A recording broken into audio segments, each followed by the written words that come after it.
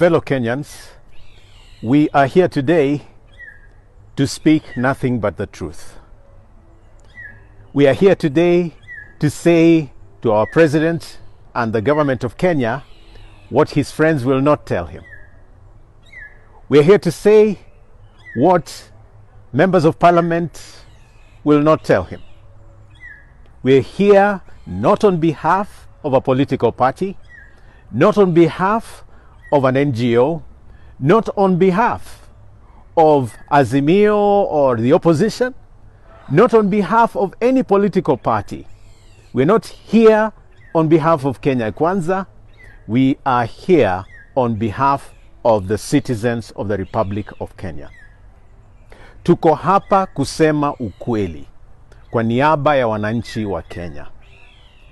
And maybe, Mr. President and your team, nobody has told you that the real problem you have is that Kenyans have lost trust in you. Kenyans have lost trust in government.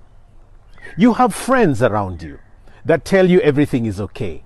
But I want to tell you, we have lost trust in government. We don't believe you. We don't trust you.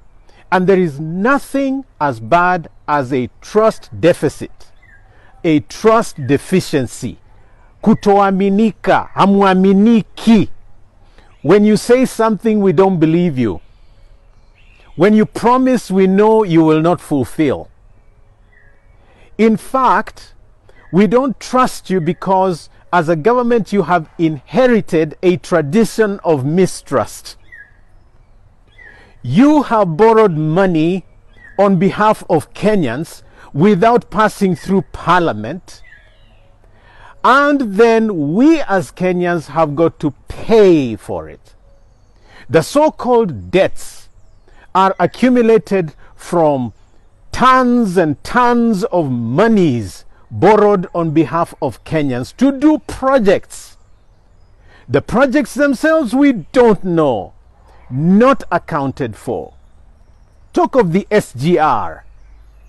The contract is still secretive. Talk about the expressway. The cost was inflated. Talk about any project. Some of them we don't even know where they are. We know there was borrowing of Eurobond funds. What those funds did, nobody knows. We have incurred billions and billions and now going into trillions of shillings borrowed on our behalf, and instead of accounting for them, you are forcing Kenyans to pay more. Mr. President, we don't trust you for that. So that even when you talk about housing, when you talk about this new bill, and it is all about more money, more taxes, more this and more that, we don't want to pay that money until the real questions are answered.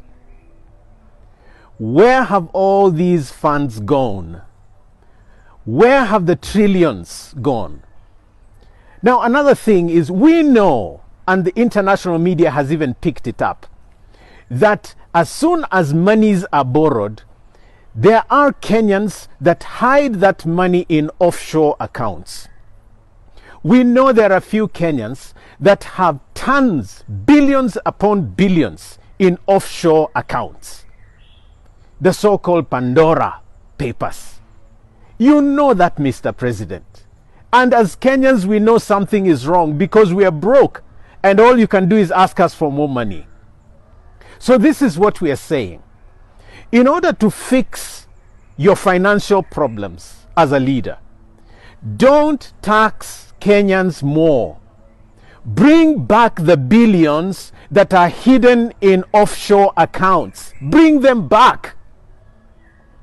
In order to fix this problem, remember your predecessor said, and you were part of government, that we were losing about 2 billion shillings a day. 2 billion shillings a day. That would be nearly 700 billions a year. Now, the first thing you need to do, Mr. President, and your team, is stop the economic hemorrhage. Stop the economic bleeding of our economy. And there will be at least nearly 1 trillion injected into our coffers. If you brought back the billions stashed away, we would have another trillion or so. So the problem is not the Kenyans. Kenyans are not refusing to pay taxes. The issue is, what are our taxes doing? Where are you investing them? And Mr. President, it's not as if we are so naive to the schemes and the threats that you're issuing to your members of parliament. You are in control of parliament not because you had to, but because you bought the independent candidates, you bought some of the opposition candidates. In other words, you are posing for a dictator. You want to dictate things on us. You want us to do your bidding. You want us to do what you want. The truth is, we don't want a dictator. We want a leader that is one of us, that feels like us, that thinks like us, that eats trouble like us. We want a leader who understands us. You don't understand us, Mr. President. And I'm shocked, and I will still be shocked, if the members of parliament we have elected will just come and say, okay, we will vote because he said tutaona. Mr. President, even if they vote for the bill, we will know it's because you forced them, because you threatened them. And that is not good leadership. And we also know that you really do not mean well for the people of Kenya, because if you did, you'd be thinking about food and not houses. If you have food, you can work. Not everybody can be able to work on the house constructions and so on. You don't want to force our graduates to do that. Just do the right thing. Restore trust. Seal off the loss of funds. And I plead with you, if you do the right thing, Kenyans will listen to you. If you do the right things, we will actually be willing to pay and pay more taxes. We don't know where our monies will go. That is the truth. And we are afraid that you are going to be pushing Parliament to pass this bill because of selfish motives, because of wanting to be in office in 2027, because of wanting to assert yourself as a powerful leader. We've seen them. They've come and gone. You want to be like them.